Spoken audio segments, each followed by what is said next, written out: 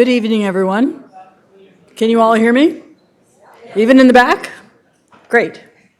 Welcome, everyone. Thank you so much for being here. I'm Professor Nancy Horowitz. I'm the director of the Elie Wiesel Center for Jewish Studies.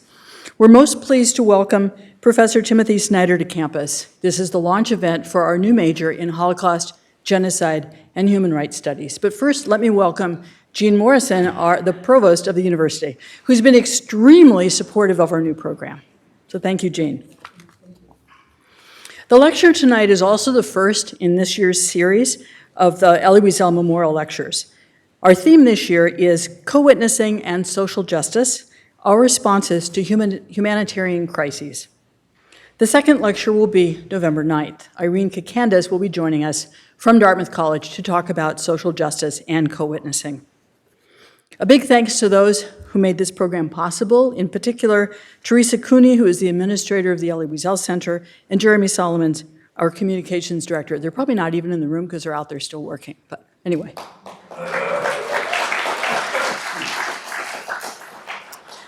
I'm going to describe our new major for just a minute or two, and then my colleague, Professor Tim Longman, will introduce Professor Snyder and our moderator for the evening.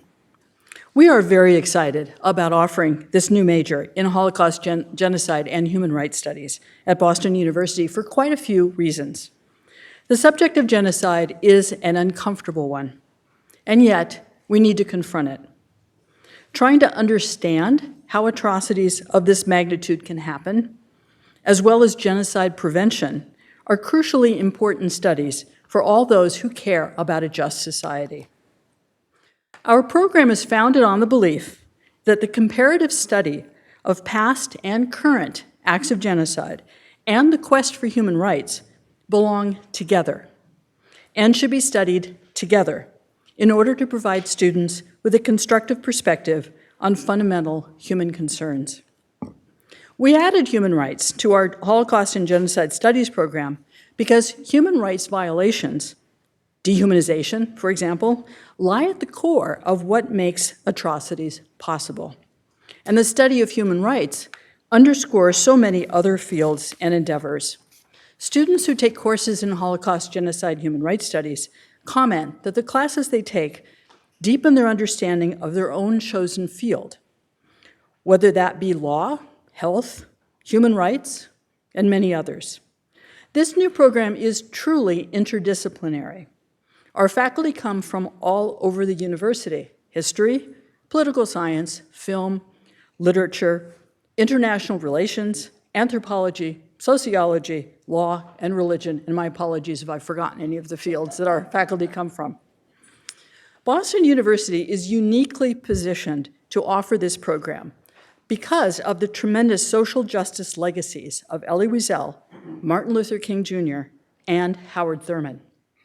We are a university whose very foundation rests on these great and enduring humanitarian philosophies.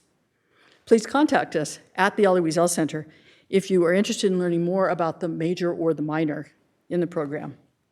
Please now welcome Professor Timothy Longman, Associate Dean for Academic Affairs at the Pardee School for Global Studies and the Associate Director of our new program, who will introduce Professor Snyder and our moderator, Alexis Perri.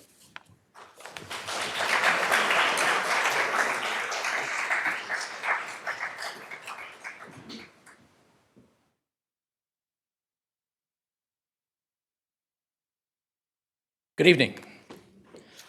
Timothy Snyder is one of those rare authors who has managed to be both widely respected by scholars and actually sell books. He earned his PhD at Oxford, and he's published quite a number of books that focus on nationalism in Central and Eastern Europe, opposition to the Soviet Union, on the Holocaust, among other topics. But having very much earned his credentials as a legitimate traditional scholar, he's also managed to write some books that have become bestsellers. In particular, Bloodlands, Europe Between Hitler and Stalin in 2010, was widely praised by scholars while also managing to attract a wider audience looking at brutality within modern European history. More recently, in 2017, in response to things that were happening in the United States and other parts of the world, he wrote On Tyranny, which attracted an entirely new audience to him, in which he reflected on the research that he had done in Central and Eastern Europe, on the Holocaust and other topics, on Stalin, in order to think about issues of tyranny and authoritarianism and their spread, and to provide 20 lessons for our society. I think many of you may have read that book. I know certainly I have, and my parents have, and just about everybody else I know who reads has read it. It's quite influential. Tonight he's going to talk about something that's very much related to this, and as you'll see, this is someone who is talking about a wide variety of topics that are all deeply grounded in understanding of history, and yet also continue to resonate in the modern age and in things that are happening right now. The format will be Professor Snyder will speak, and then afterwards we have one of our professors in history, Alexis Perri, who will serve as a moderator. She will ask some questions, and we will also solicit questions from the audience. So you should have been given an index card where you can write down the questions. And if you have a question, please, after the talk, sort of raise up your card, and someone will come by and we'll grab that card from you, and we'll sort of go through them and read them. Alexis Perri got her PhD at Berkeley. She focuses on the history of modern Russia and Eastern Europe, especially the Soviet period. Her book, The War Within, Diaries from the Siege of Leningrad in 2017, won multiple prizes. And also within Russian studies was somewhat controversial, which is, I always think, a good thing. You must be doing something right if some people get angry at what you write. She's also an excellent teacher and has won the Gerald and Deanne Gittner Family Prize for undergraduate teaching in 2019. So I'm going to turn it over first to Timothy, and then Alexis will come at the end and join him on stage. Professor Snyder.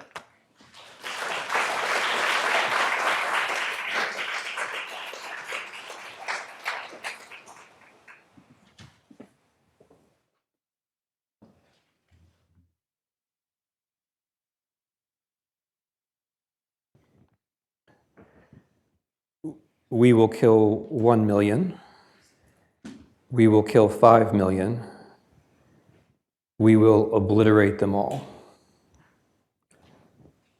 We will drive the children into the raging river. We will throw the children into burning huts. They should not exist at all. We should execute them by firing squad.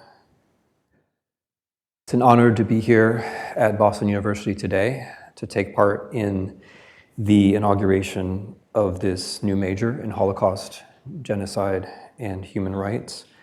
I come to this program, this university, and this topic, the topic being the war in Ukraine and the question of genocide, as a historian. Genocide is a legal term. I'm going to be speaking to you about that legal term, but I'd also like to remind you and ask you to keep in mind that genocide is also a human test, that the legal character of the word genocide can also provide us ways of escaping what might seem to be the human obligations. Before I make this argument, I want to acknowledge that I would not be speaking to you here today about this topic were it not for the basic fact that Ukrainians have chosen to resist a genocidal war.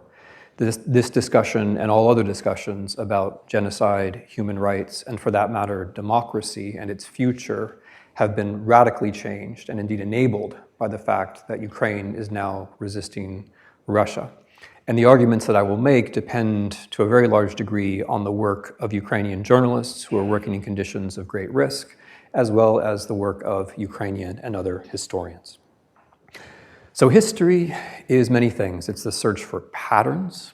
It's the search for the telling detail. It's the search for the patterns and the details that allow us to shake ourselves out of the everyday. It's the search for the patterns and the details that allow us to see something, maybe something very important that otherwise we might not see. And seeing is important because if we do see, for example, a genocide, that makes it impossible for us to be a bystander. Once you see a genocide, you can no longer stand by. Either you are on the side of the perpetrators or you're on the side of the victims. Once you see it, and therefore much of our mental energy goes into not seeing genocides. My thesis in this lecture about the war in Ukraine and the question of genocide is that this war has been a genocidal war from the beginning, that it was announced as a genocidal war, that it has been prosecuted as a genocidal war, and indeed today, as I speak to you right now, it is being prosecuted as a genocidal war. I'm going to structure this talk around the objections to this thesis, because as I've just said, the easier thing to do is not to see. So what I'd like to do is address 5 of the ways that we tend to avoid seeing, and as I do that, make the case that what is happening is genocide. And along the way, I'll be speaking to that somehow very simple but nevertheless evasive question, what does the word genocide actually mean? So the first objection to saying that what is happening in Ukraine is genocide is to say, but there are other crimes as well. And that is, of course, true. I agree. The great Philippe Sands speaks of the quartet of war of aggression, war crimes, crimes against humanity, and genocide, all of which are legally distinct concepts. I agree that it is possible to characterize the events in Ukraine in other ways. I agree with Philippe Sands that war of aggression is probably the easiest to prosecute. But the fact that something is the easiest to prosecute doesn't exclude the reality of other kinds of violations. There is also genocide going on. Which leads me to the second objection, which one very often hears, to the thesis that what is happening in Ukraine now is genocide. The second objection is that we can't prosecute. No one has jurisdiction, there's no venue, we'll never capture the perpetrators, we can't prosecute. It strikes me, though, that that's an evasion, that's a way of not seeing what is happening. Obviously, you would care very much to know that there is a murderer loose in your neighborhood, and that would be different than there is a manslaughterer in the second degree loose in your. So what might seem to be a simple legal distinction actually captures a very important difference. Whether we describe this as genocide now is a description of what is happening. It's not just it's not just laying the foundations for some kind of future prosecution. It also has to do with how we will remember this later, because it's the sad truth, as those of you who studied in this field know, that most genocides are forgotten, and the reason why they were forgotten is that they were never noted in the first place. So if you don't note that a genocide is happening in the first place, you're asking a lot of future generations to remember it, to record it, to evaluate it later on. The third objection, and again, I'm hoping to crowd out all possible questions so that there will simply be silence at the end of this lecture. The third possible objection is that this doesn't feel like genocide. That when I say genocide, there's a kind of elemental objection that this doesn't feel like a genocide. And it rarely does from the outside. It rarely does. I think almost never does it feel like genocide from the outside. When I was in Ukraine a month ago, I was in a school building, an elementary school building, in a little village called Yahidne in Chernihiv Oblast, north of Kiev, where the Russians had occupied for about a month before being driven out in March. And in this school building on the ground floor, which the Russian soldiers had used as their local base, there was their graffiti left behind. And their graffiti said, among other things, Ukrainians, it was a slang term for Ukrainians, but Ukrainians are devils. Ukrainians are Satan. That's the ground floor. In the basement of this school, or I should say former school, because after what happened there, it will never be used as a school again. In the basement of this former school, of this school building, all of the inhabitants of the village, every man, woman, and child, was held for a month without regular access to food or water or hygiene or toilets. In those conditions, many people died, and during that time, a number of people were executed. So when I was in that building, looking at the drawings that the children left on the wall, looking at the notations that the adults made of the people who had been shot and of the people who had died from exhaustion, from that perspective, it did feel more like genocide. And I'm going to submit that if we're talking about feelings, we might want to privilege that perspective over the one that we have from the outside. More broadly, if you're Ukrainian, you're being told daily that you do not exist as a people, that you have no right to exist as a people. Ukrainians have been deported on the scale of the millions. According to the Russians' own boasts, 4 million Ukrainians have been deported from the territory of Ukraine. They've been killed on the scale of hundreds of thousands. Their children have been kidnapped on the scale of at least the tens of thousands. Their water and their energy supplies are deliberately being destroyed. But that's there. That's not here. And what I'm trying to say in response to this objection is that it's that very sense of distance, that very lack of solidarity, which is an integral element of genocide itself. That feeling that somehow this isn't genocide can actually be part of the genocide. It's a way in which it's impossible to be a bystander, right? If you choose not to see something that's happening, you are taking part. You are taking part. But that feeling, I know it's a pervasive feeling, it takes many forms. The feeling that we're not sure, maybe it's complicated, maybe the perpetrator is actually the victim, who knows? Time will tell. Maybe our own consciences aren't perfectly clean. Maybe it can't be happening while we ignore it because we're not the sort of people who would ignore it while it's happening. That kind of circular reasoning is very powerful. We couldn't possibly be bystanders, and therefore it's not a genocide, is the way that we very often think. It can't be a genocide because it doesn't feel to us like a genocide, and we're not the kind of people who would be bystanders. But we are, of course.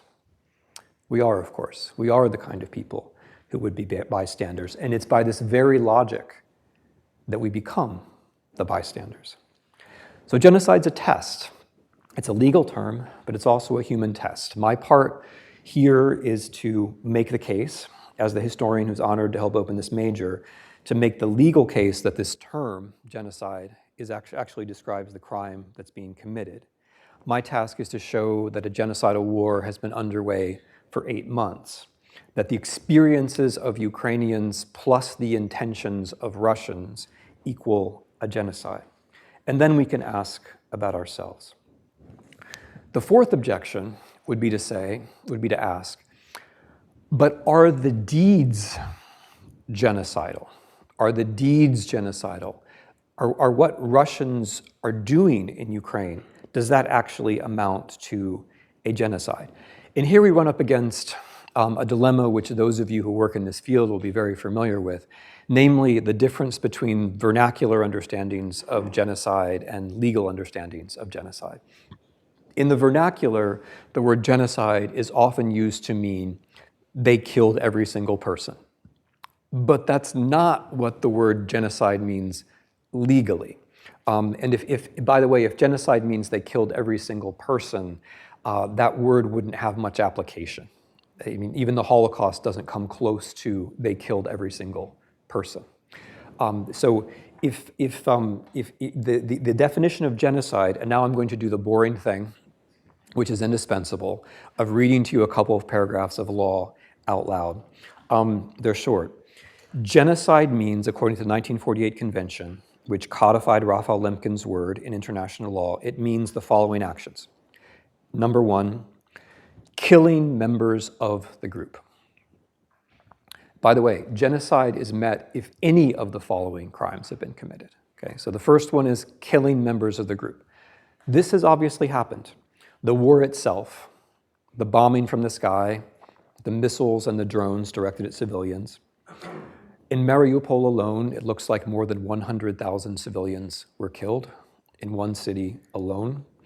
The executions everywhere that Russia occupied territory, the death pits which are found again and again in small and medium-sized places that the Russians occupied, the targeted killings of people regarded as being active in Ukrainian civil society, the filtration camps in which people regarded as politically active or simply men of a certain age are taken out and killed. All of these things amount to killing members of a group.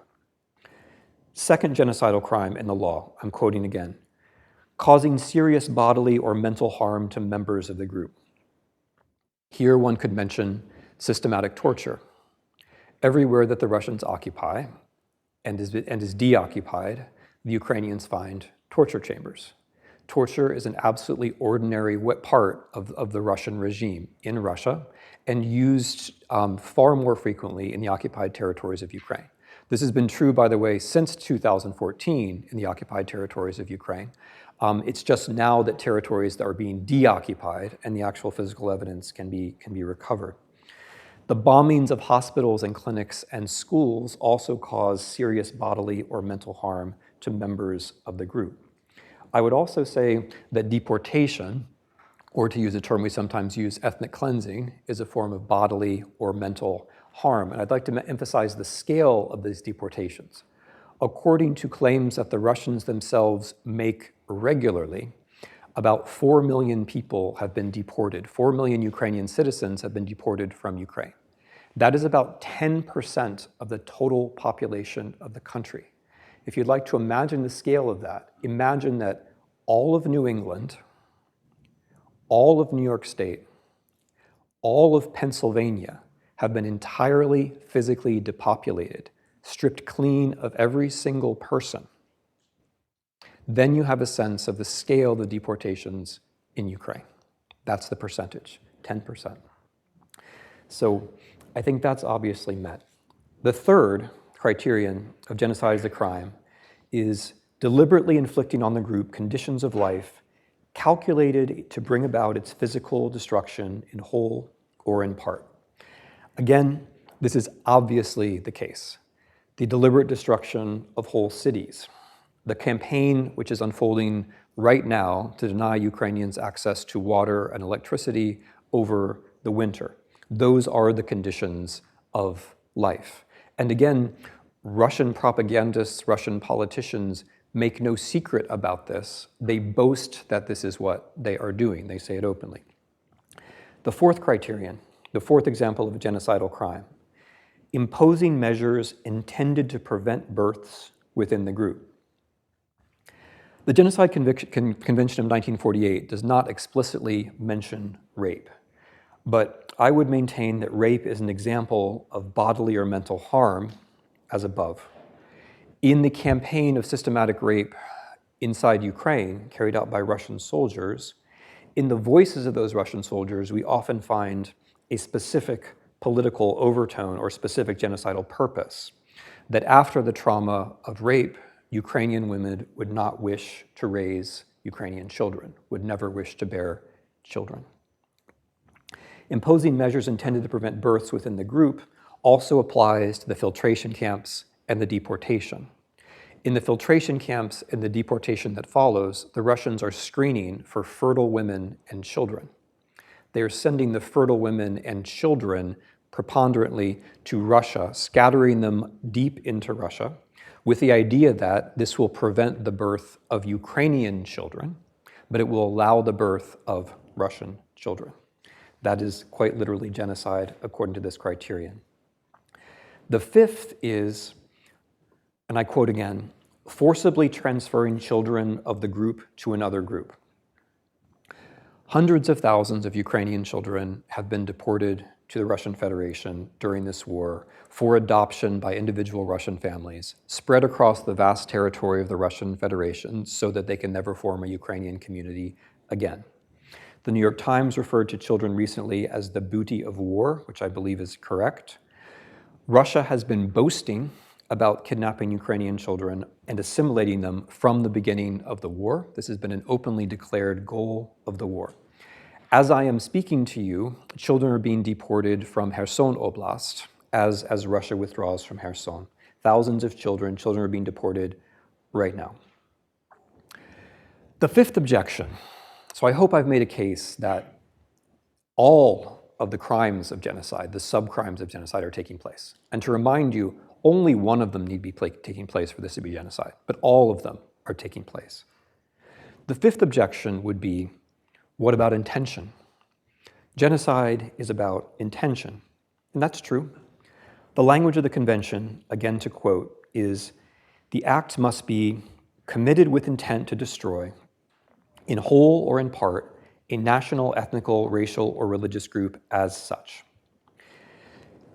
Here we find an opportunity to look away, because we can say, how do we know about intention? We can never get inside someone else's mind, so how can we be 100% sure about intention? That's what we say when we're pushed. When the evidence of the crimes is indisputable, we move to saying, but how can we be sure about intention? And this is where a lot of the conversation about genocide is right now. How can we know about intention? But of course, if we took this view of intention, that intention requires my looking inside your mind, no law involving, for example, murder or a number of other crimes that we prosecute every day would be possible. We make all the time in everyday jurisprudence and everyday trials, we make judgments about intention, and we do it without telepathy all the time. I think there's a reason why we apply the telepathy standard to genocide and not to other crimes, which is that we would prefer to think that it's not genocide. We would prefer to think that a genocide is not happening as we look away. If the telepathy standard were the right standard, then the 1948 Genocide Convention would, of course, be meaningless. There would be no sense in having a law forbidding genocide if intention really meant that you have to make mental contact with someone else. I'll talk more, and this will be the rest of the talk, in fact, I'll talk more about how, as a historian, we do establish intention around mass crimes, around mass murders. But here I want to note another way that people deal with intention or try to resist intention. People will say, there is no piece of paper where the leader of the country specifically confesses to the detailed intention to carry out exactly the crime that has taken place. Right? There's no piece of paper which proves it. And that's true. There's not. There never is. There isn't one for the Holocaust. There's no order from Hitler where he says this is such and such exactly should happen from the Jews. But there are all kinds of other pieces of evidence which, using basic historical or legal judgment, we can, I think, quite reasonably establish that Hitler had this sort of intention that many other people did too. The case I want to make in the rest of this talk is that the problem is not that we lack evidence of intention. I think, if anything, the problem is that we are overwhelmed by the evidence of intention. And that what happens is that as we hear more and more evidence of intention, some of which I've already supplied you with, as we hear more and more of it, what we do is we ratchet up the standard for what would actually qualify as intention, right? That's the temptation.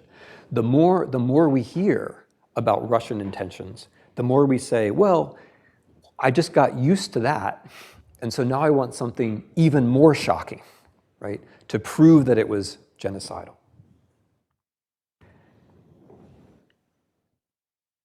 They should not exist at all. We should execute them by firing squad. We will kill 1 million. We will kill 5 million. We will obliterate them all.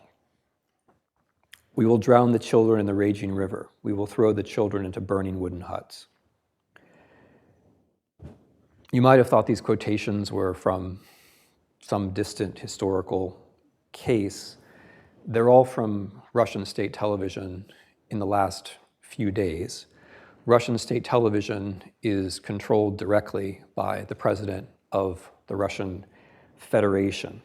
There are thousands of similar statements made to tens of millions of Russians on a regular basis on media that they and we know is controlled personally by the president of the Russian Federation. As I say, the problem is not the lack of intent, it's the superabundance of evidence of genocidal intent, which makes us raise the standard, and that becomes another way of looking away. What I want to do, rather than bombard you with more quotations of this kind, of which there is in fact a kind of unending supply, is to take a different tack. I want to give you 9 examples of how a historian would evaluate intention. I could just, for the rest of my time, read a list of statements that are similar to the one that I just read. But rather than doing that, I want to respond to the challenge that I've set, which is, how do you actually evaluate intent? How could you become comfortable with saying that someone intended to do something? Different sorts of people, judges, psychologists, and so on, would do this in different ways. I'm going to do it as a historian who has written about mass killing. So the 9 classifications that I would choose, the 9 ways of thinking about the language that's been used and seeing it and understanding this genocidal that I propose are going to be, number 1, and it's going to be an earnest undergraduate indeed who writes these all down, and no doubt you will get extra credit if you do. Number 1, I can promise that because I don't teach here.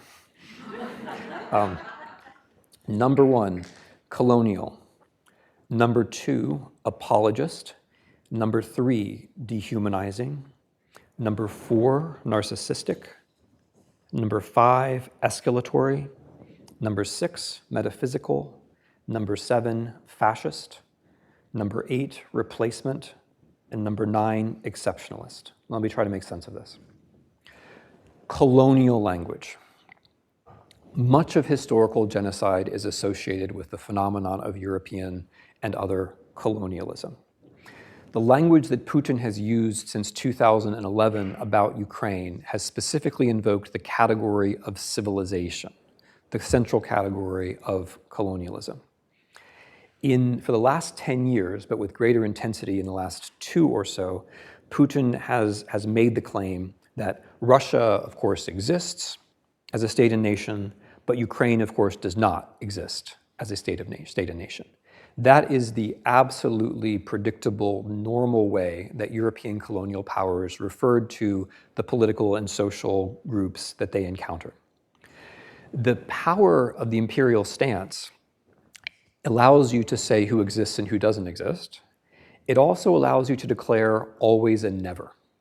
So the Russian language, which far too many people take on and still use, to the effect that Crimea was always Russia, or that Ukraine and Russia were always together, is an example of this sort of imperial usage. These alwayses imply nevers. If Ukraine was always together with Russia, then we can dismiss not only the Ukrainians and their self-conscious political history, which actually goes back hundreds of years, but we can dismiss anything that seems to challenge a Russian narrative.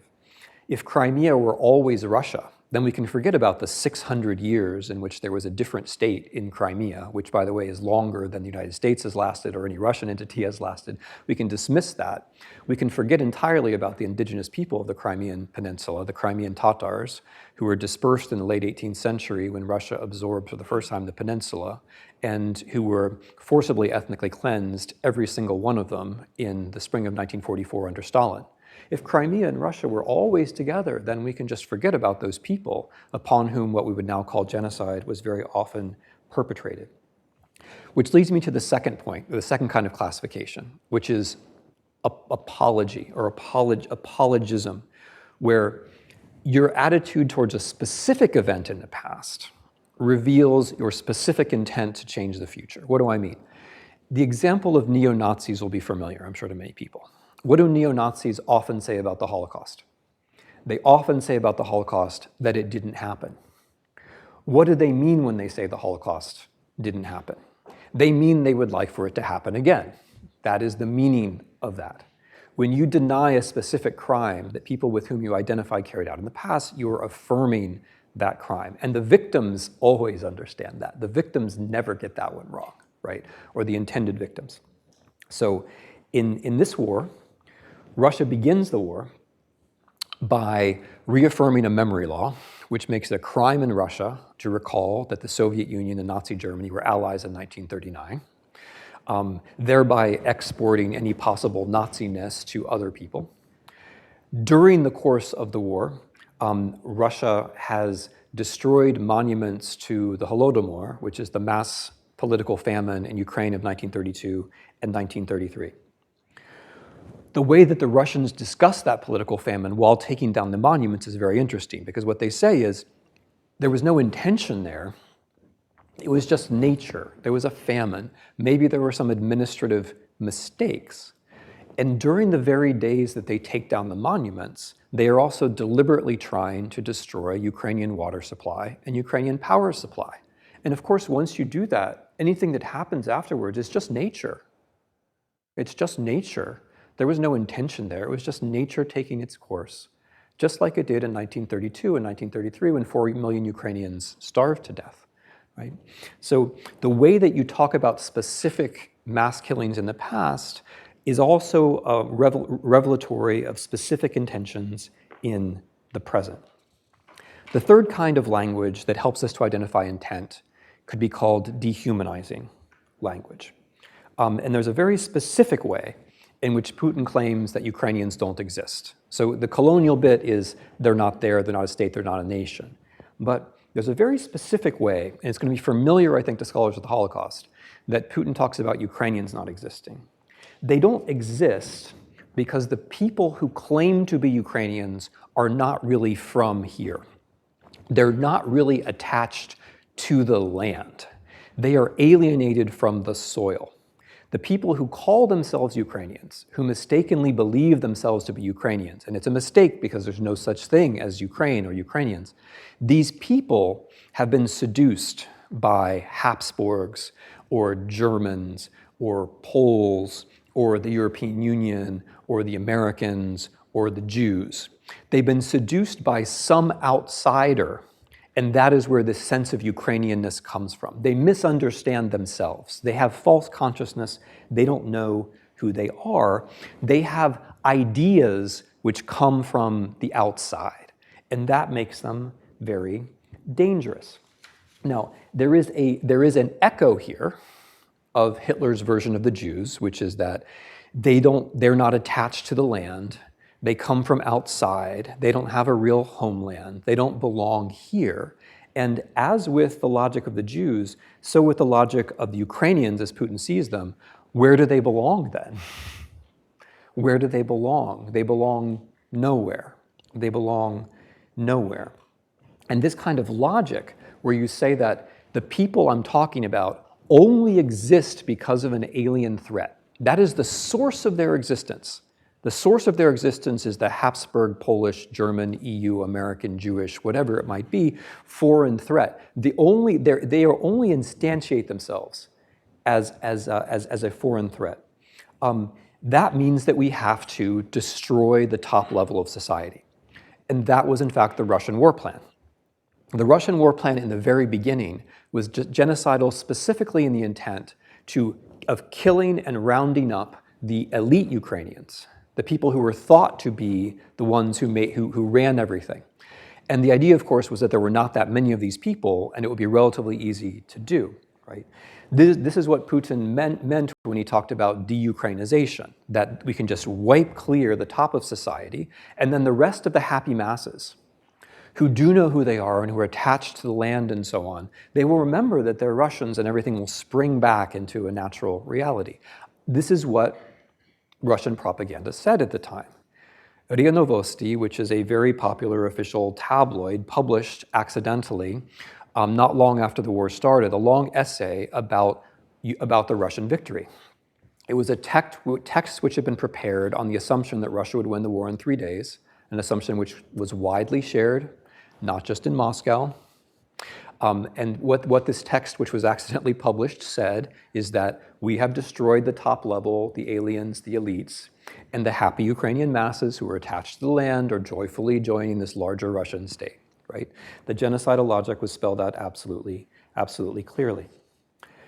The fourth criterion, the fourth way to interpret some of this language is what I would call the narcissistic. I would call it the Girardian, but that's really obscure. What I mean by the narcissistic is you don't know who you are until you look at someone else.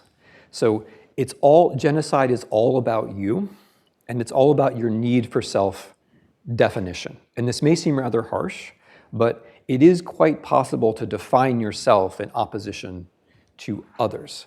And perpetrating a genocide is a way of defining yourself.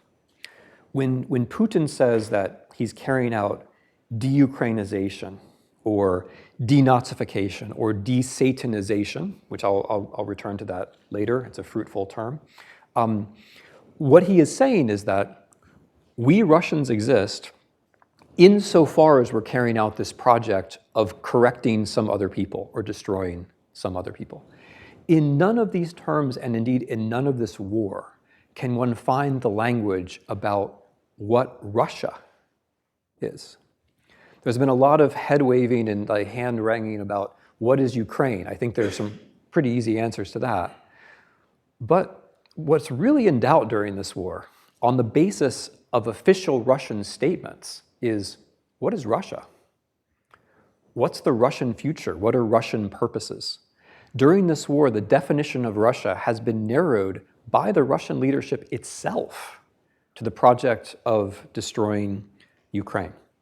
So this is what I mean by the narcissism, that we need the genocide is necessary because it teaches us who we are, and you can't take it away from us for that reason.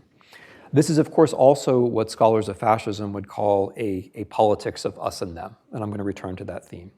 We know who we are when we destroy someone else, when we name the enemy, as Carl Schmitt put it. Carl Schmitt, the most famous and the most talented Nazi legal theorist. Politics begins when we name the enemy. We can name him Satan, we can name him Nazi, it doesn't really matter. We name the other in some firm way, and then we aim to destroy the other, and that's how politics begins. If you're the leading Nazi legal theorist, that's how politics begins. And that's not an idle reference, because the 1948 Genocide Convention was designed to anchor and re-strengthen another kind of legal tradition, right? The Nazi legal tradition was very real and very powerful and very persuasive in its context and in its time. And the convention that we're talking about from 1948, just a few years after the war, was meant to do something entirely different. The fifth kind of contextual argument, of contextualization, is what I would call the escalatory. And again, this will be familiar to scholars of the Holocaust and to others. When Hitler in late 1941 and early 1942 made a whole cluster of statements about the necessity of exterminating all of the Jews, of resolving the Jewish question once and for all, the overall context was the coming defeat of the Wehrmacht, and in particular, the alliance between the British, the Americans, and the Soviets, which Hitler argued could only be the work of the Jews. It's so improbable. How could the capitalists, the communists, Wall Street, Fleet Street, the Kremlin, how could they all be together? It's because of the Jews, says Hitler. There is something slightly similar going on in the way that Russian officials describe Ukraine. We weren't able to defeat them right away. And what does that mean? It confirms what we said before. It just proves that these Ukrainians are agents of international powers. Because look, the international powers have hastened to help them. And that only proves that they're not really Ukrainians, but agents of international powers. And therefore, we are all the more correct in seeking to destroy them. There's another escalatory logic, which goes like this. We thought in the beginning we could win this war by killing the top level of Ukrainian society. It turns out that there are more of these self-conscious Ukrainians than we thought. That does not lead us to question our initial assumption. Instead, it simply means that we have to kill more Ukrainians. And that, by the way, is what Pavel Gubarov, the soldier that I quoted earlier, specifically meant when he said, we'll kill 1 million, we'll kill 5 million, we'll obliterate them all. What he meant was, the more people there are who continue to say they're Ukrainians, the more of them we will have to kill. So there are more than you think, but you don't adjust your assumptions. You just continue to kill, or you kill more people. These assumptions, and here I'm going to get into some of the deeper parts of the argument. The assumptions are, and this is my sixth way of interpreting, the assumptions are metaphysical. That reality is not really what it seems to be. We've already gone pretty far with this, with the idea that Ukraine isn't a state and Ukraine is not a nation. But there is a kind of alternative reality which not everyone can see. And again, here you find some interesting Nazi themes, like the idea that Jews spread mental illness, right? The Jews are the cause of mental illness. A frequent argument in Russian propaganda is that the Ukrainians are Russians who are mentally ill, and can only be cured of this mental illness by the application of violence. They do not know who they are, which of course is an imperial claim. If I say you do not know who you are, right, I'm asserting my power to define who you are. But alongside the mental illness idea, there's a related idea which has a quasi-religious source, and that is the idea that the Ukrainians are possessed by Satan. Now I say that, and some of you chuckle, but this is actually a fairly mainstream argument. Gubarov, who I quoted before, who appeared, by the way, in front of millions and millions of people saying this, when he said, we'll kill 1 million, 5 million, obliterate them all, the justification that he gave was that the Ukrainians are possessed by Satan, and that is the reason why they don't know they're Russians. And so we can try to exorcise Satan, but if we fail, we then have no choice but to kill them. That's what he said. You might think this is some kind of outlier as an argument, but it's not. It's actually rather mainstream. I admit it didn't fit into all those arguments about how Putin is really a rational technocrat that we heard for a long time. But in Putin's own discussions about Ukraine, for 10 years, there has been this idea that Russia and Ukraine were united by God. And therefore, anyone who challenges this connection must be on the other side. Putin said when he visited Kyiv for the last time in 2013 that Ukraine and Russia were connected as a matter of God's will. In his historical discussions of Ukraine, I hesitate to use the word historical, but in his discussions of the Ukrainian past, he repeatedly makes the argument that Russia and Ukraine must be together forever because of a baptism which took place in the year 988. Now, as a historian, this pains me and it forces me into long explanations about how in the year 988 there weren't really modern nations, and the person who was baptized was a Scandinavian warlord who was from a clan that was fresh off a career in slave trading, and so on and so forth. But I don't want to be forced into that now. The point that I want to make about this is slightly different, which is that the appeal to baptism as a ritual of cleansing, which determines who is always right forever, is what matters here.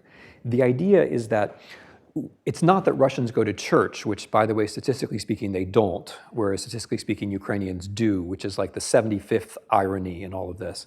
The point is that when you make this kind of claim about Russia and associate it with eternal purity, what you're saying is that the other side is Satanist.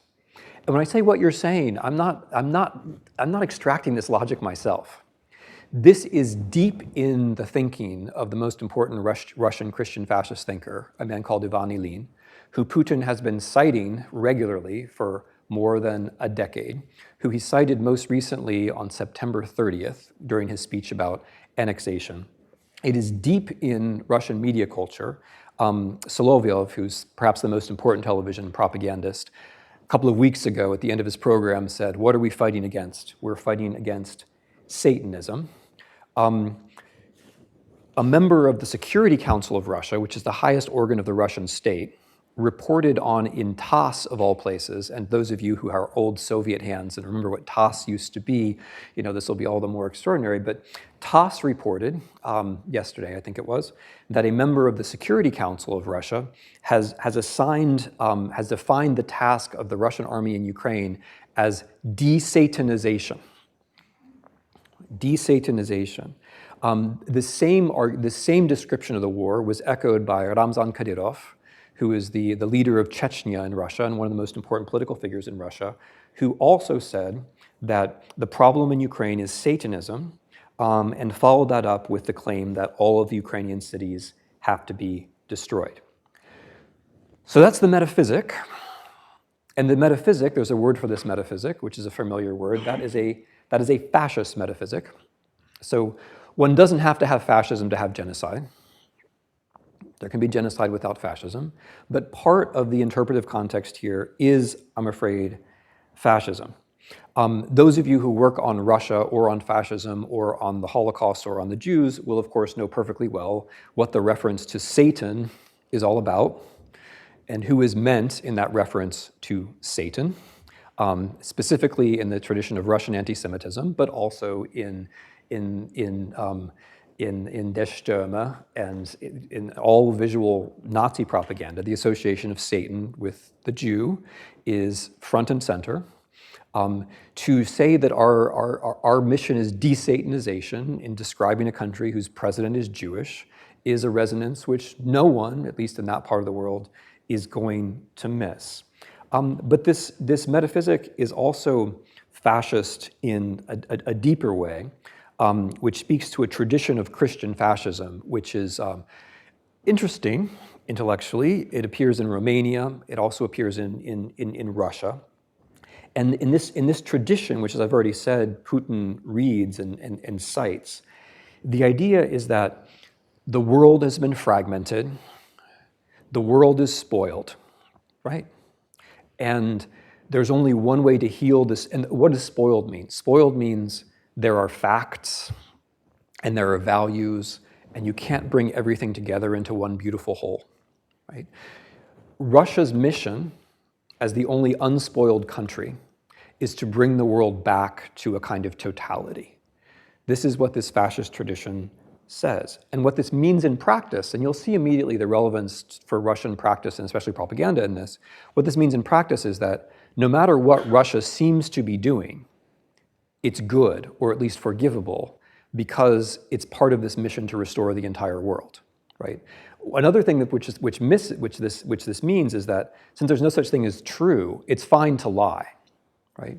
And so this thing about Russia today, which we describe, I think, perfectly correctly as postmodern, this idea, the weaponization of the idea that there is no truth, actually has another origin, which is not postmodern at all, which is this fascist view that there is no truth to begin with, and therefore, if you're lying in the service of Russia, what you're doing is actually good. And I'll repeat something I said earlier because I think it's important. In this kind of argument, Russia is always innocent, right? It's not just that Russia is forgiven. Russia is always innocent because Russia is the only hope for the restoration of the world. And once you believe that, then a whole lot of other things start to fall into place. Number 8 is replacement theory. So replacement theory is, I mention this because it's a present day theory, which is very well known in the far right in this country and elsewhere. President Putin is a replacement theorist. He worries aloud and often that his race is going to be overwhelmed by the numbers of non-Russians and non-Orthodox and so on. In the Telegram channels of the mercenary group Wagner, Wagner is named Wagner, by the way, because the person who named it thought that Hitler's favorite composer was Wagner. But at this point in the talk, you will not be surprised by that. In the Telegram channels of the Wagner mercenaries, replacement theory talk is ubiquitous. In the practice of this war, there is, in fact, an attempt to undo what fascists call replacement. It is not just, as I said before, that a Russian war aim is the kidnapping en masse of fertile Ukrainian women and Ukrainian children who can be assimilated into Russia, right? That is, of course, to undo the notion that there aren't enough Russians by taking white people who you can call Russian. It is also the case simultaneously that Russia, in hugely disproportionate numbers, sends the young men of its own indigenous groups from the Caucasus and from Asia to die in Ukraine. So the attempt to undo what they see as replacement goes in both directions. And you could also point out that the genocidal intent here is not directed only at Ukrainians. If the young men from these, what are already often very small groups, are being sent to die in disproportionate numbers, this will affect the future of those groups. Specifically, I mean, all of these cases are sad, but one that I find specifically sad is the case of the Crimean Tatars, who were targeted for complete ethnic cleansing under Stalin. After 1991, many of them made their way back, or rather the children, the grandchildren, made their way back to what was then Ukrainian Crimea. Crimea was then invaded by Russia in 2014, and the Crimean Tatars lost all of the rights they enjoyed in the Ukrainian state and were subject to specific forms of oppression, which now, after this invasion in 2022, include being mobilized to go and die in Ukraine. Right? So the specific attack on the indigenous males of the non-Russian nationalities, I think, is also an example of the operationalization of replacement theory. Number 9, and here I'm coming to a close, is the idea of exceptionalism. That the rules don't apply to us. So that you might say that this is a genocide, but who made the rules anyway? That's a quotation from Mr. Putin's speech of September 30th. Who made the rules anyway? Who made those rules? The rules do not apply to Russia because Russia is a millennial civilization. That is also a quotation from that speech. Now, this kind of talk is consistent with the Nazi legal theory, which I referred to earlier, which says that law is not about universal rules. This is a different point. Same theorist, Carl Schmitt. Carl Schmitt says, power begins from the ability to make an exception, right? He who can make an exception is he who rules, says Carl Schmitt. So what is Putin doing when he stands up on September 30th and says, what are these rules anyway and who made them? And they don't apply to us because we're a millennial civilization. He's trying to make an exception. And that kind of exceptionalism opens the way for the perpetration of genocide. It's also imperial, it's also fascistic, it's also narcissistic, but it's exceptionalism, because the Genocide Convention is, of course, a rule. So in conclusion, what I want to say, first of all, I hope that I've made the case that both parts of the Genocide Convention should be seen as applying here, that we can see the intention, not because we can see into somebody's mind, because we can't, not because there's a confessional letter from the ruler, which there isn't, and there never has been, never will be, but because with the help of historical and other forms of interpretation, we can make reasonable arguments about what is actually intended. I hope also that I've made the case that the facts on the ground in Ukraine correspond to all of the forms of genocidal crimes as defined in the Convention. If we are resisting all of this, I suspect that it's because there's just too much evidence and that we have become jaded. Or one final thought, if we are resisting this, it might be because we're saying to ourselves at some level, well, it's not the Holocaust, isn't it? It's not the Holocaust. And of course it isn't. But I think it's very important as we speak about, in sequence, the Holocaust, genocide, and human rights, to think of the Holocaust not as a tool of forgetting, but as a tool of remembrance, not as a way of dismissing other events, but as a way of helping to see other events as they take place. If we place the Holocaust outside of history by saying that it's unique or special, then what we're doing is we're trying to demonstrate our own virtue. We're virtuous because we say that the Holocaust is outside of history, but that's the opposite of virtuous. Because once we say the Holocaust is outside of history, what we're really doing is we're saying nothing's like it, there's no genocide going on right now, and therefore I'm not responsible. And in that way, in a few quick, psychologically appealing bits of reasoning, we find ourselves ignoring the genocides that happened before our eyes. History is meant, I think, to help us with this, to resist these kinds of temptations. History is the search for patterns, it's the search for the telling detail, the search for self-awareness. It's the knowledge that allows us to see or not see. And then once we see, then we know that we're doing. One way or another, on one side or another, we're doing. Like the Holocaust, the category of genocide can offer us ways out. We can say, surely not now, surely not here, surely not on my watch, surely the intention is not clear, surely the actions are insufficient. But in this case, everything is absolutely clear and sufficient and has been from the beginning. All that remains is us and what we do next. They should not exist at all. We should execute them by firing squad. We will drive the children into the raging river. We will throw the children into burning wooden huts. We will kill 1 million. We will kill 5 million. We will obliterate them all. Thank you.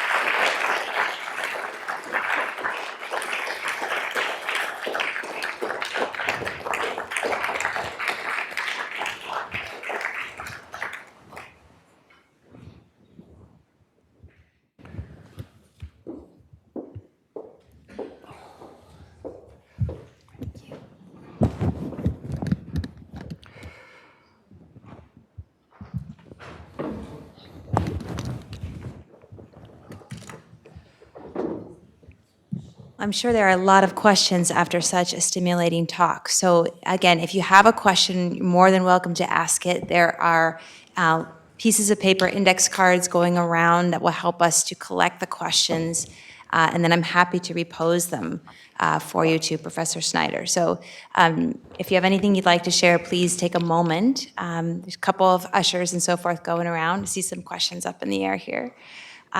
Be happy to collect them and then pose them for you.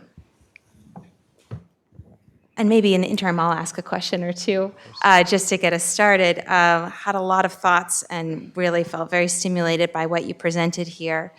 I have to confess, some historians' questions, which maybe might take you into down that pathway that you didn't, the weeds you were trying to avoid. But we do have a number of students here who are students of history, both in Imperial Russia and also in the history of the Soviet Union.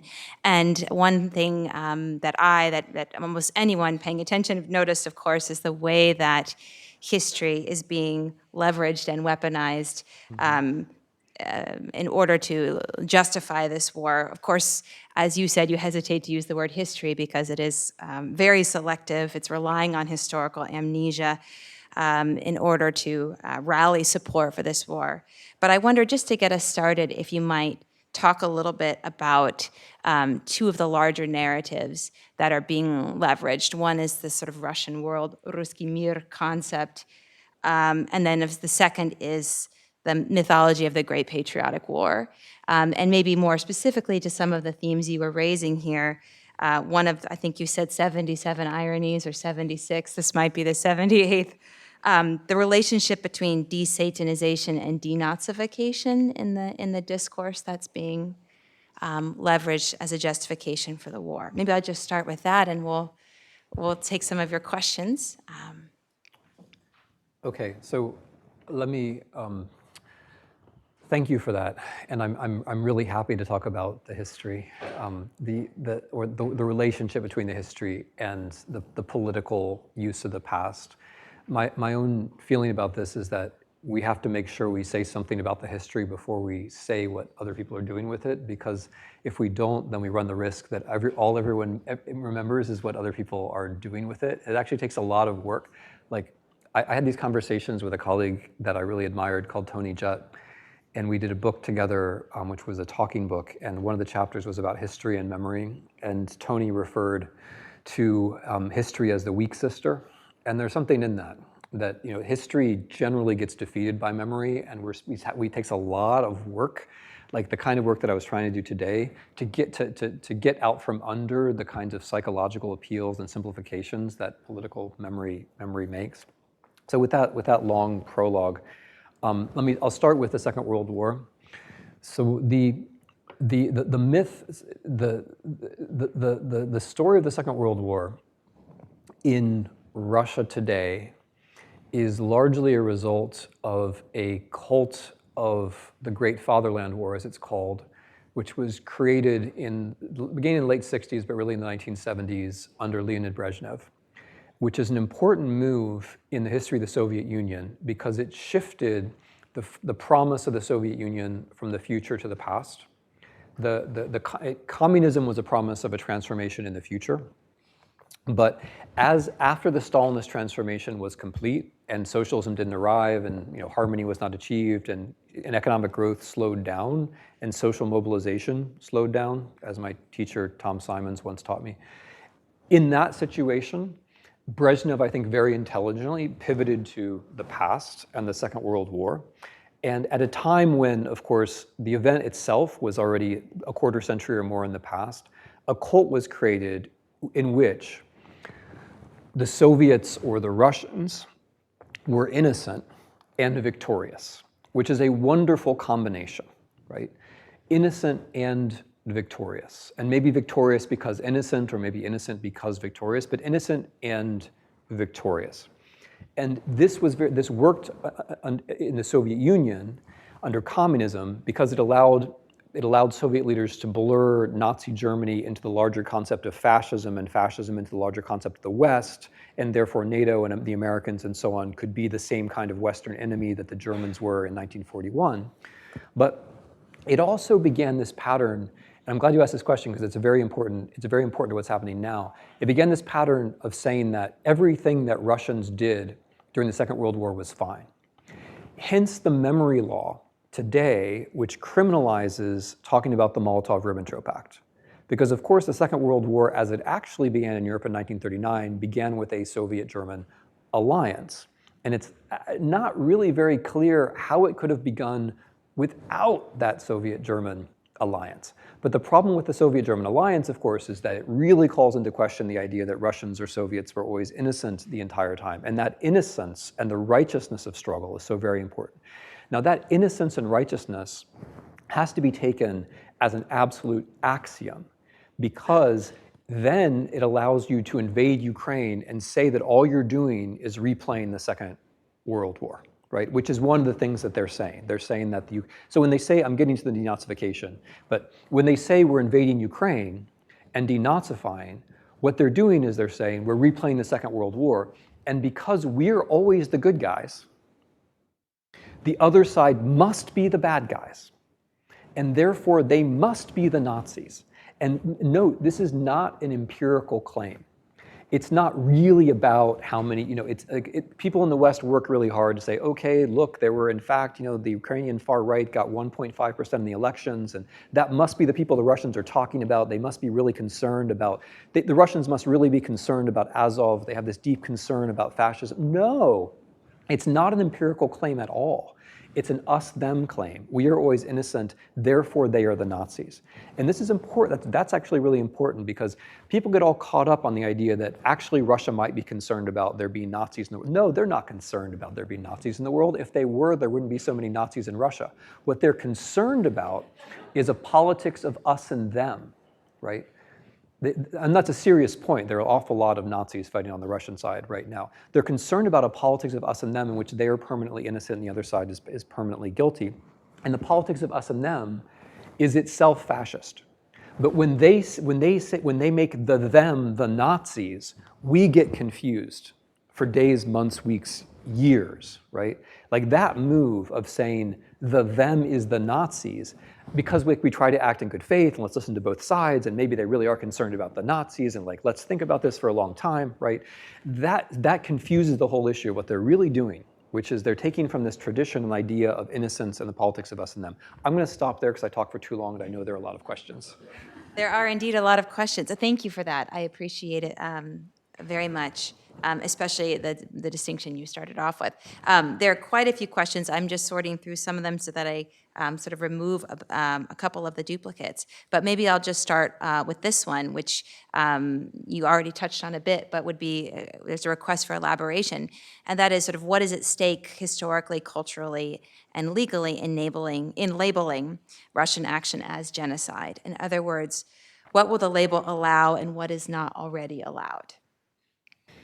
So I have to admit that my aims here are really simple. I don't like people saying that it's not genocide because we can't prosecute it. That doesn't make any sense to me. It seems to me to be a dodge. I mean, a crime can be committed, and the fact that you can't prosecute it doesn't mean that it's not a crime. And if it's a crime, I mean, if the crime is like shoplifting some apricots, okay. But if the crime is genocide, then the fact that we can't prosecute it doesn't mean that we shouldn't be interested in it. So I don't like where we are in this discussion, because where we are in the discussion is basically, yeah, it looks like genocide, but we can't prosecute it because we're not going to occupy Moscow. There isn't jurisdiction. So therefore, let's not talk about genocide. I don't like that. I think that muddies the issue of what's actually happening in the world. And the second, so my purpose is just to take genocide here as a descriptive concept and argue that it is genocide. What is at stake? All I want is a richer understanding of the situation, because I think genocide is a word that functions in society and in politics. And when we deny that it's genocide because we can't prosecute it, or slightly more sophisticatedly, we deny it's genocide because we say we can't be sure about the intent, I think that denial or that hedging is moving us away from seeing what's actually happening. So for me, the stakes are, let's see what's actually happening. As I said in the talk, I also think it's very important to name things by name while they're happening, because you can't remember what you never saw in the first place. And whether or not this can be prosecuted or not later on, I think this kind of discussion will help get people to think about how we should be reacting in other ways, because after all, prosecution, prosecution is not the only way to stop a genocide, right? Another way is to help the victim. Help the victim. Give weapons. Sorry, there's someone there first who didn't hear me. So, no, it's a serious point though. Another way to react to an ongoing genocide, if you can, is to help the victim. And one of the things which is unusual about the present situation is that helping the victim is actually possible. That isn't always possible, but it is possible in this case.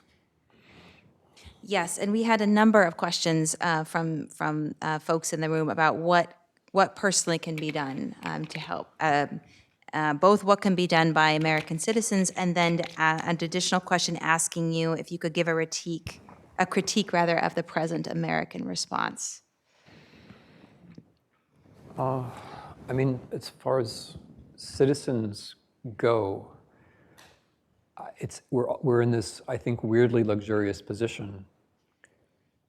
If we recognize what's going on, we can spend 15 seconds on the internet and do something about it. In that sense, we're in a very privileged position. Helping other victims of other ongoing genocides, past and present, was not this easy. But right now, there are a lot of Ukrainians who are going to have trouble with heating over the winter, soldiers and civilians. We can go on the internet, we can go to Razom, R-A-Z-O-M, or one of any other many NGOs, and we can give $100, and we can give tents, or sweaters, or gloves. That's meaningful. We're actually in a very privileged situation where we can all do something, which is to give a little tiny bit of our wealth to what is in fact an incredibly poor country. That's, by the way, a point which is very often forgotten. A lot of folks look at Ukraine and they say, well, that's Europe and they're white people and therefore this must be a rich country, but it's not. It's actually, I mean, respectfully to the Ukrainians here, it's not a rich country. It's a country, it's a very small economy. The GDP per capita is about the same as Algeria. And so in giving what might seem to you to be a small amount of help, you can actually make a considerable difference. So give money. There are all kinds of organized ways to do this. You can do it through Razom. If you look on my Substack page, there are a number of times, and I'll write another one because of this question, where I list ways you can give money. On my Twitter feed, I announced some of the ways that you can give money. And as citizens, we can talk about the moral stakes of this, which is part of why I'm giving this kind of talk. We can talk about the moral stakes of this, instead of all pretending to be geopoliticians and all caring about Putin's, what's inside Putin's mind, which I find to be honestly a strange object of interest. But it's kind of the American way, maybe his feelings are hurt. Their feelings are always hurt. That's what it means to be a tyrant. You're very sensitive. No, it's true. Everyone always asks, how can we make men emotionally sensitive? And the answer is you just give them all the power, and suddenly they become incredibly sensitive to pretty much everything. And then we get caught up in this fascination with the tyrant, how is he feeling today? And oh, maybe we should do something to make him feel better. And how about an off-ramp, or maybe some flowers? Or maybe let's agree a little bit that Ukrainians don't exist. It's a little dangerous, that way of thinking. So we can talk about the moral stakes of this. We can give money, and we can tell our elected representatives that we think the Ukrainian army should be helped so that this war can end quickly. Because that's the way that is the I mean, sometimes there are a lot of folks, especially on the left, who don't like to see that it might be as simple as winning a war. But where the Ukrainians deoccupy territory, the torture stops, and the deportation stops, and the execution stop. Where they deoccupy territory, and our country is in a position to help them deoccupy territory. And if I can just add too, for those of you who are interested in helping, we do have a number of initiatives here at BU, which are organized currently through the Center for the Study of Europe. So if you go to that webpage as well, you can see a variety of ways to donate, to help out. We've, as a community here, organized to send tourniquets, to send other supplies, to send money, to provide housing, to connect with scholars and students who are refugees. There's a number of resources there, so just wanted to put in a plug for some local efforts. Very apropos of what you were just saying, Professor Snyder, in terms of sort of the American approach, we have a related sort of follow-up question. Which is as follows. As Americans, how do we recognize Putin's evil without falling into very comfortable and familiar Cold War binaryism? Do you see a way beyond? Yeah, I mean, I think genocide's always bad. And I think invading countries without provocation is always bad. So I think it was wrong for America to invade Iraq. I don't see the logical issue here. I mean, I think if we take a stand in principle and then we just apply it consistently, we don't actually have problems. So I mean, I take the point because I spoke about exceptionalism at the end, and like we are the capital of exceptionalism. Like we have so much exceptionalism, we try to export it to everybody else. And we have our own imperial wars and our own imperial traditions, and we have our own under-investigated history of genocidal wars in Latin America. I think the answer is that like if you care about these things in principle, like if you care about imperialism in principle and you care about genocide in principle, then you always care about them.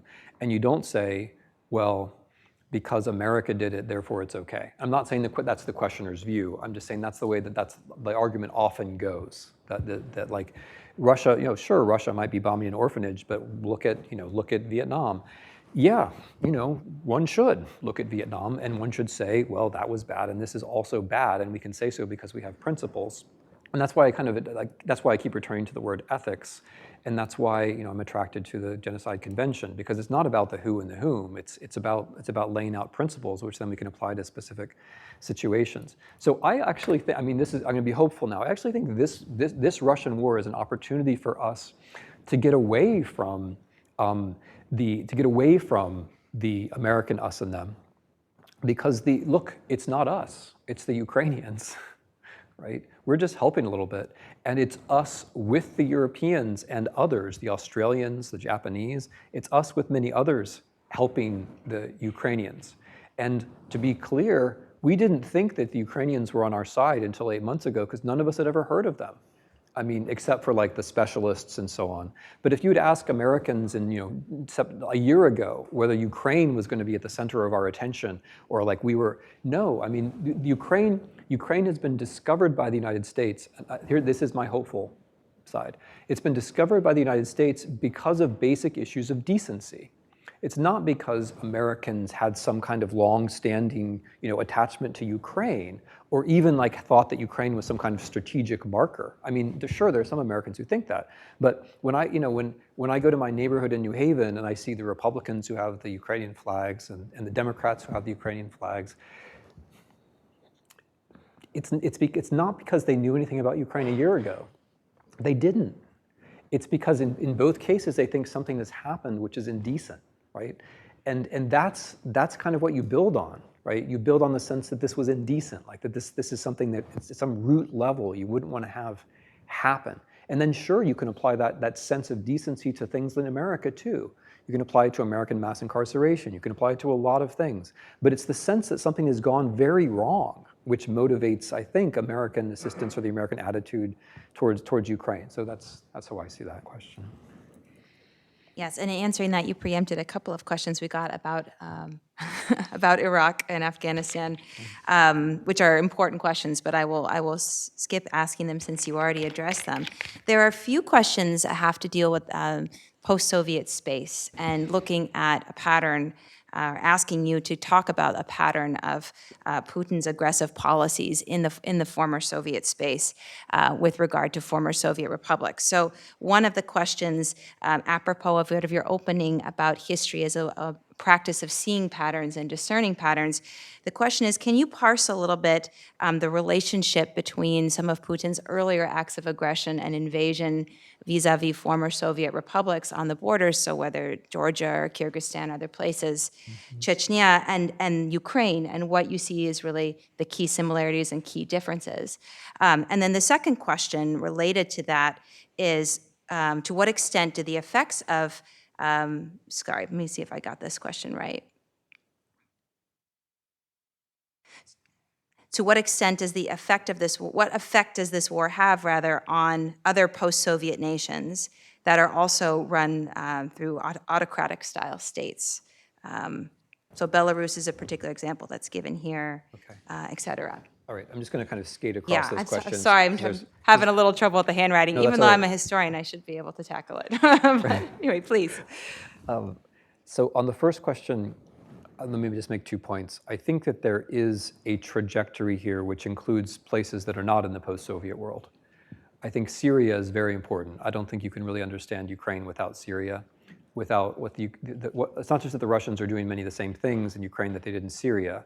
And by the way, it was very often Syrians who in February and March were some of the early pattern recognizers of what was going on. It's also that the impunity of the Russian actions in Syria, I think, were one of the things that made them think that Ukraine was going to be possible.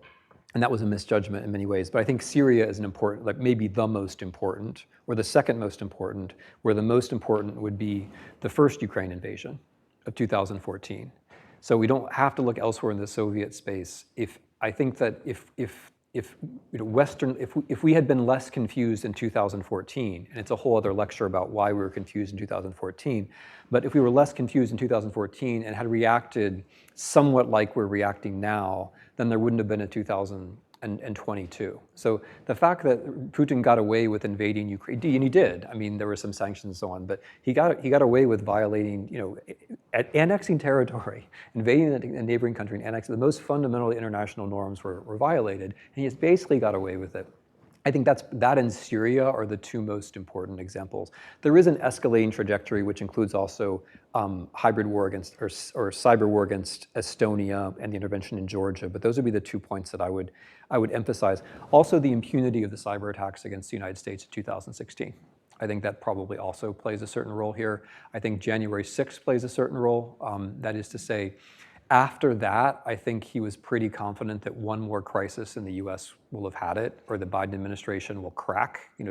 Just knock the Biden administration a little bit, and it will crack. So I think there's a trajectory, but it also involves things beyond the Soviet space. And the second question was, let me just talk about Belarus.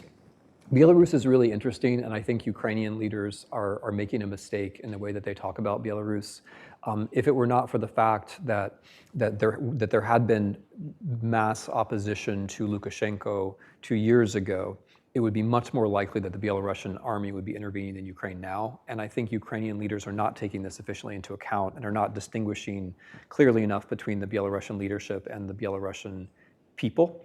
I think that if this war goes the way I think it's going to go, which is that Russia is going to lose, that may present an opportunity for political change in Belarus as well.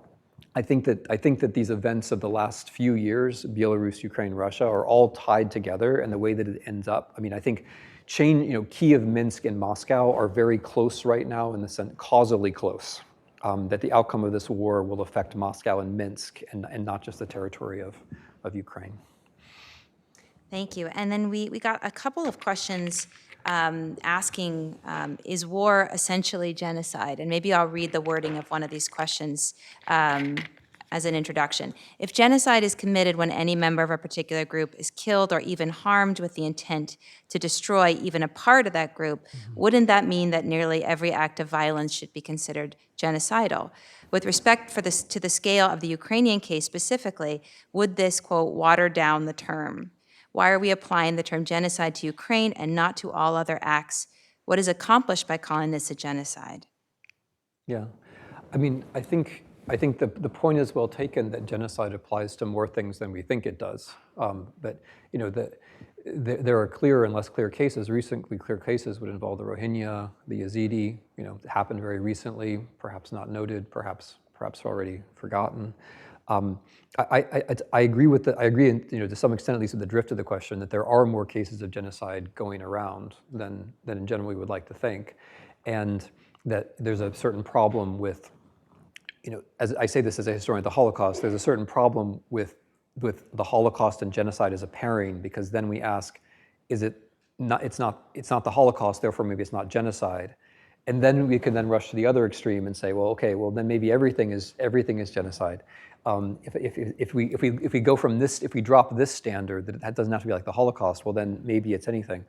I think the intention to destroy a group in whole or in part is a grander sort of standard than violence happening to people, because there has to be the intention. So a war can certainly be fought without the intention of destroying a civilian population in whole or in part. That's why I spent a lot of time on intentionality here, because again, with intentionality, you can go two ways. You can say, as the questioner does, you can say, well, what about any violence? Maybe that's bad. You can also say, what about, we need to have telepathy. And the truth, like the standard has to be somewhere in the middle, and I was trying to generate the standard that could be somewhere in the middle between any violence, right? Maybe any violence would be genocide, but there are wars that are prosecuted without the intention of destroying another group. That does in fact happen routinely. So I'm against war too. And war itself almost always does more harm to civilians than is anticipated or than is remembered. I take that point, but not every war involves an intention. So I did a lot of work trying to show the intention, and I think it actually does. I think it does require a lot of work. Like I wouldn't want to go all the way to the other side and say that every invasion is definitionally genocidal. Terrific. We have so many questions, but I'm being told just time for one more, so I'm going to actually let you choose. I'll pose two questions that are both quick, and you can put you on the spot in deciding which one you'd like to answer. So one of the questions is about the role that the Orthodox Church is playing. You spoke about religion to a degree during your talk, but specific question about the role of the Orthodox Church and the leveraging of the Church's institutional history, the Office of the Patriarch in particular. And then the second question is, in your opinion, is there a specific event in the past that triggers Putin and those before him to eliminate Ukraine?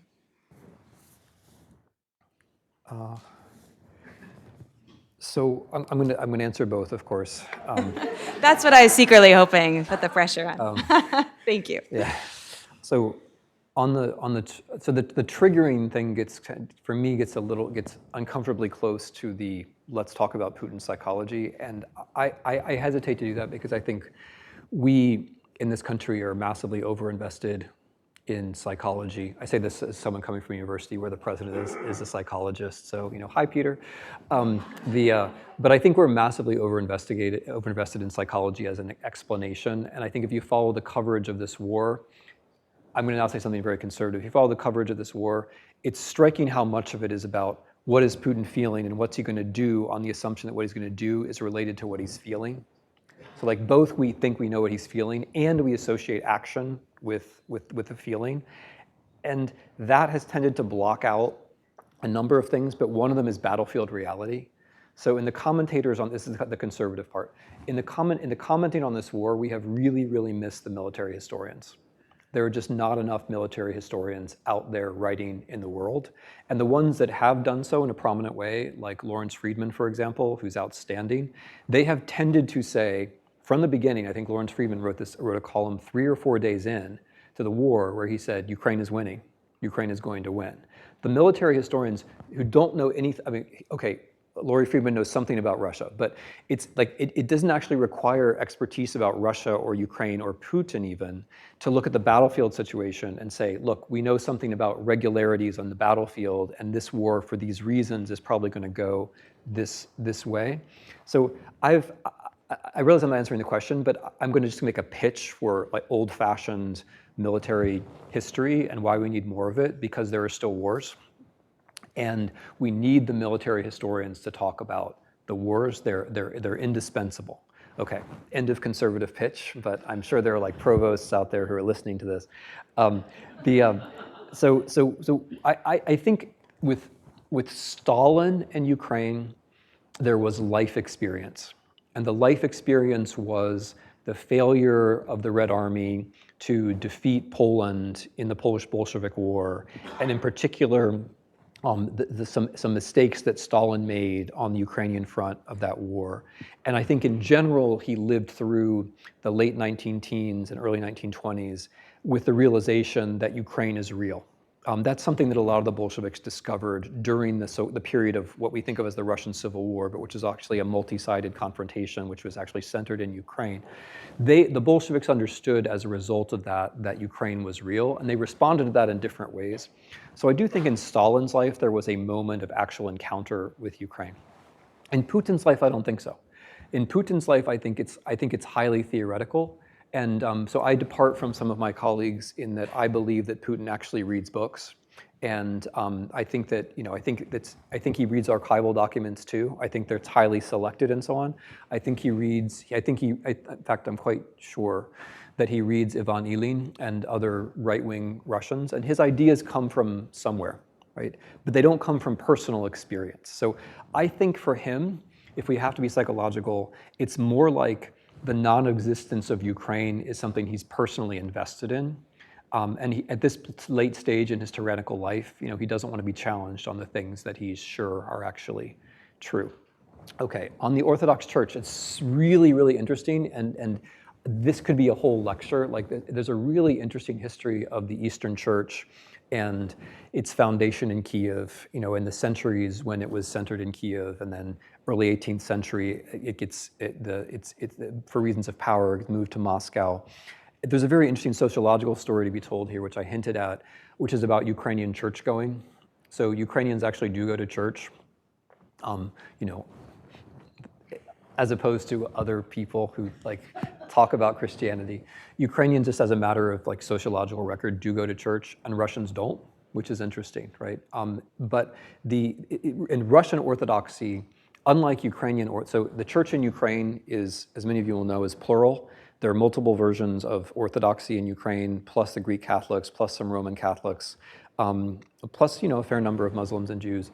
But the church in Ukraine is plural, and it's not at all closely connected to the state, which means that it's often very hard to understand what's going on. But it's different than in Russia, where the church is not only connected to the state, but the church is essentially an arm of the state. So actual church going versus non-actual church going, pluralism and confusion versus a close connection to the state. And in the rhetoric of all the stuff about Satan, I guess I should mention, as many of you will know, Ramzan Kadyrov is obviously a Muslim. So this notion that Ukraine is Satan is coming from both a Christian and a Muslim direction at the same time. I don't mean Christians generally and Muslims generally. I just mean that in the Russian public rhetoric, the prominent people talking about this are not all Christians. At least one of them is a Muslim. But the Orthodox argument about, the argument about Satanism is, I believe, an example of self-worship. This is why I was talking about Christian fascism, because when you talk about the other as Satan and yourself, that means you are the exorcist. You are the one who actually has the divine power to carry out through this cleansing act of violence, the purge that must take place so that the alien spirits are dispelled. And I know this sounds like exaggerated rhetoric, but today, I think there was actually an exorcism carried out in the occupied city of Mariupol, the principle of which was that the Satanist spirits of the Ukrainians who used to live there have to be purged from the city, right? So when we ask about orthodoxy, I mean, I'm not going to claim to be enough of a student of this to know where this comes from exactly, but a lot of what is passing for religious practice looks to me to be like a kind of political self-worship, where you're claiming for yourself the position of the eternal innocent as a nation, and you're claiming for yourself the power to cleanse others. And the Orthodox Church takes part in this. I mean, they bless the soldiers. They bless these missions. You know, they talk about Satanism. So that's about as far as I can go with that. And they ask God to punish the resistors. Yes, That's true. Please join me in thanking Professor Snyder for his talk, and thank you to all of you for your questions. Thank you, everyone, for coming. This has been a wonderful presentation, so thank you very much. Let's have another round of applause, shall we?